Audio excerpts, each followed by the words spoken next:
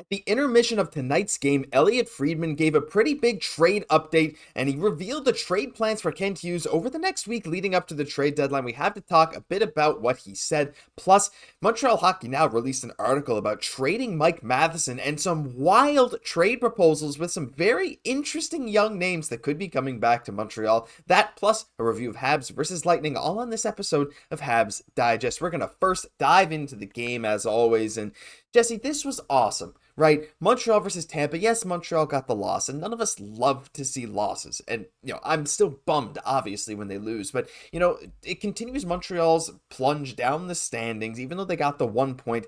They're getting a better draft pick, and they went toe-to-toe with one of the best teams, well, over the past, 10 years in the NHL? They showed up tonight. Josh Anderson breaks his goalless streak. Yoel Armia continues to dominate. Jake Evans scores off a beautiful feed. But the guy I wanted to talk first about briefly before we get into some of the others is Cayden, Primeau, and this guy, I know there's a trio of goalies, and we will definitely be talking about that later in the video. You'll want to stick around.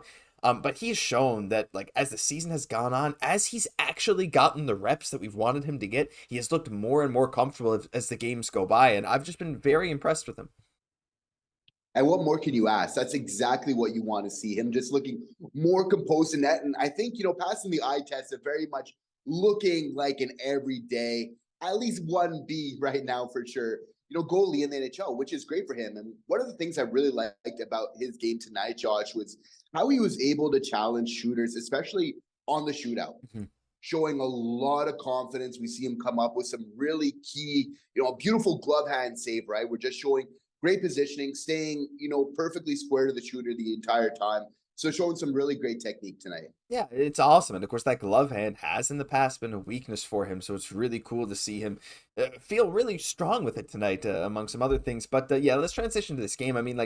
Look, Montreal played Florida and they pushed them to the brink. They had a couple goal lead and they blew it. That's something they need to fix because they did that again tonight. But they pushed the Panthers to a shootout. They did the same thing against Tampa. And yeah, that shorthanded goal that they gave up off a Nick Suzuki turnover to tie the game halfway through the third, which then led to overtime and then a shootout. That's not ideal, but Jesse, overall, the fact that Montreal can go on this Florida road trip, face the Panthers and the Lightning, two powerhouses in the NHL, regardless, where they are in the standings at this point, it's been incredibly impressive to watch.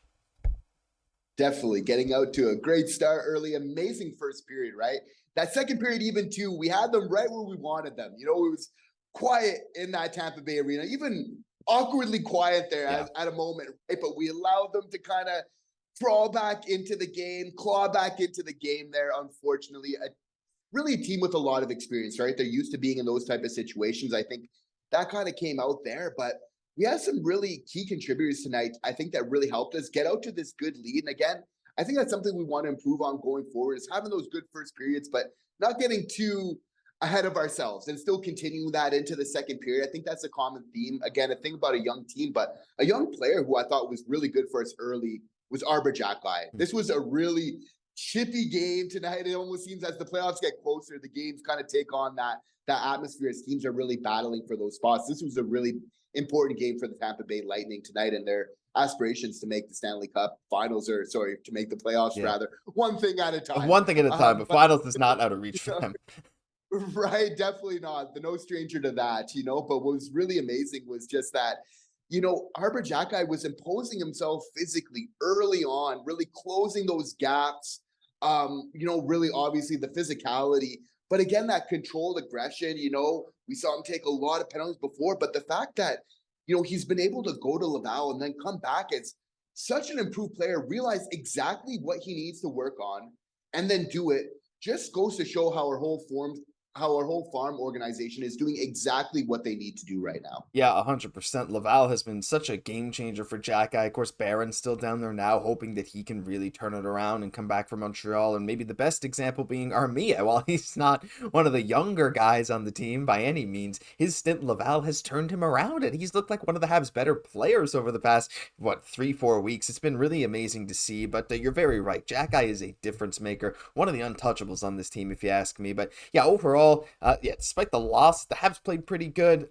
Slav stays off the scoreboard, unfortunately, but hey, you push Tampa to the limit, you get a thumbs up in our books.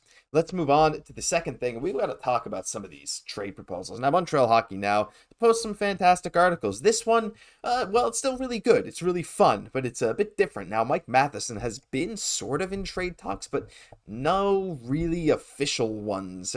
Nothing that has officially linked him saying, oh, he's going to get moved. More so just speculation. Like, holy crap, we could get a lot for Mike Matheson. So Montreal Hockey Now put up some mock trade proposals, and the first one is this. Mike Matheson for Alexander Holtz. Now, Holtz is a guy we've mentioned before, Jesse. It's a guy I like, but he only has, what, I think it's something like 23, 24, 25 points this season in 51 games for the Devils. He's 22 years old, but he's kind of slid down the depth chart in New Jersey. Could be use another defenseman with Dougie Hamilton out, though. Dougie Hamilton's a right-handed shot. Madison's a left-handed shot, is what it is. Just quick on this one, because I think the other one's maybe more interesting. Do you see any value in trading Matheson? If you do you think a player like Holtz is the kind of return Kent Hughes might be looking for? Well, his value is through the roof right now, so that's why you definitely need to consider it. I feel like Hughes likes him a lot, but he's not going to marry himself to any particular player. And in regards to your second question of Holtz, I think that it's exactly the type of player that this team is looking for. He's played a lot of time, even on the fourth line. You have to feel like probably he doesn't have the best relationship with his current head coach, Lindy Ruff. Seems like the writing's on the wall that he might be getting fired at the end of the season. So probably a better usage for Alexander Holtz next year, leading to obviously more points as he just continues to mature and develop. There's a very good hockey player there, right? So it definitely makes a lot of sense. I mean, if you're looking to trade Matheson, you want to feel like you're bringing somebody who can really offer something for years to come. Obviously, he brings something big to this team, but I don't believe that, Kent Hughes isn't going to be taking these type of calls, right? Because we know that we just got so many defensemen coming up, and you always want to be looking when players are at their highest trade values. Yeah, that's true. And, Matheson being the Quebec guy, he's the guy shouldering the big load. With him gone, it might be Guhle stepping up, or maybe Hudson, who knows, Reinbacher next season, who knows who it would be to fill those shoes. But yeah, like, as heartbreaking as it can be to trade some like fan favorites, people from around there, it can happen. But I'm still more on the team keep Matheson for now to help the defenseman, like give him a bit of insurance. But hey, like you said, you can't be hanging up the phone if someone comes calling. The other trade that I wanted to talk about before we get into our Elliot Friedman update. Mike Matheson for Rutger McGroarty, and Cheveldav has been historically quiet, but he acquired Sean Monahan, and while the Jets don't need help, adding Mike Matheson could really push their power play up because they're currently 22nd in the NHL in that department. This feels like maybe a better one. Rutger McGroarty, former first-round pick, really highly touted prospect. I mean, it's like, what do you think of that one? Maybe McGroarty versus Holtz. If you had to pick one, who would it be? For me, I think it might be Rutger. Yeah, definitely go with McGroarty for sure, just for the size, being able to play center as well. To be honest, though, it's like even though McGroarty is more of an unknown at the NHL level, you have to feel like the value is still pretty fair. Like until very recently, Matheson has been performing as a top 10 almost point producer for defensemen in the entire NHL. We see how mobile he is. We know how valuable his skating is to the modern NHL game. Like I feel like one of these Canadian teams, like the Jets, like they got to go all in, right? At a certain point in their aspirations for another Canadian team to win the Stanley Cup, right? So at a certain point, you need to do that. They have a lot of prospects as well. So I feel in terms of value would be pretty fair. I would be very happy with the return just in terms of the size and everything else that we're getting in that. But obviously, I think that he is very highly valued by the Winnipeg Jets. But I mean, Mike Matheson is very valued for the Canadiens for many reasons, right? As we know, he was basically on the ice for the entire game tonight. Yeah, that's it. And while I think this would be awesome, I feel like the Jets wouldn't be willing to part with him for Mike Matheson. But what do you guys think? Let us know down below. Which of these two would you prefer? Or what about the third option? Don't move Matheson at all. We'd love to hear from you. Let's move on to the final topic of the video, Jesse. We got to at least talk about this for a little bit, a few minutes here at the end of the video, and it's Elliot Friedman. Now, the update he gave at the intermission on Hockey Night in Canada was that the Canadiens have told other teams, this isn't just Kent Hughes saying, yeah, I mean, I think we'd be fine going with 3 goalies into the summer, which is something he said, but the Habs have been telling other teams, like, listen, basically from what I get from this, Jesse, it's not just from Kent Hughes' word of mouth now, it's the other teams saying, well, Kent didn't like our trade offer. Kent is sticking to his guns. He's not going to accept our thing. And so it really sounds like to me, based on what Elliot Friedman said, is that The Habs are not budging unless teams pay what the Habs want for either Primeau or Allen, and I absolutely love that. Now, while I do think that Kent Hughes is comfortable doing that, I think we're also in agreement that he might just be trying to keep that trade value high, and I think he might just behind the scenes maybe be trying to get a deal done as soon as he can, especially after maybe seeing Primeau tonight. I don't know. What are your thoughts on this? All part of Kent's cooking. Yeah. It's I feel like there's very much a larger possibility that Jake Allen does get traded before the trade deadline.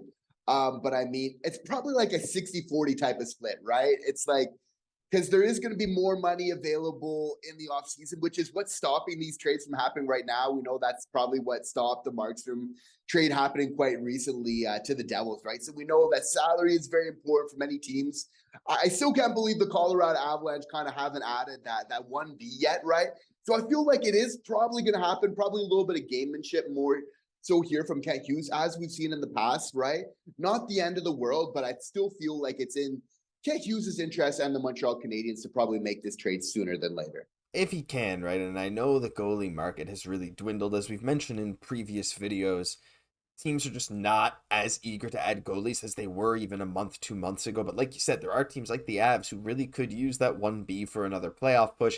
And like Jake Allen's services would be, well, they'd be useful on a lot of playoff teams whose backups maybe are not quite as good as Allen. So it's yet to be seen. But yeah, I mean, it's very clear that Kent Hughes is sticking to his guns, though. And I don't think he's going to rush it just for the sake of rushing it. That much is clear. And it's clear that, hey, other teams haven't sent that message. Kent Hughes is a shrewd negotiator. And if you don't come calling with the offer that he wants, well, he might just hang up on you. But what do you think of all these rumors? Let us know down below about everything in this episode. We'd love to hear your guys' thoughts. But for now, that'll do it for this episode of Habs Digest. If you enjoyed, leave a like, comment, subscribe to the channel. We crossed 11,000 subs. Thank you guys very, very much for all your support. I'm Josh Gosse, my co-host, Jesse Poirier. We'll catch you in the next one.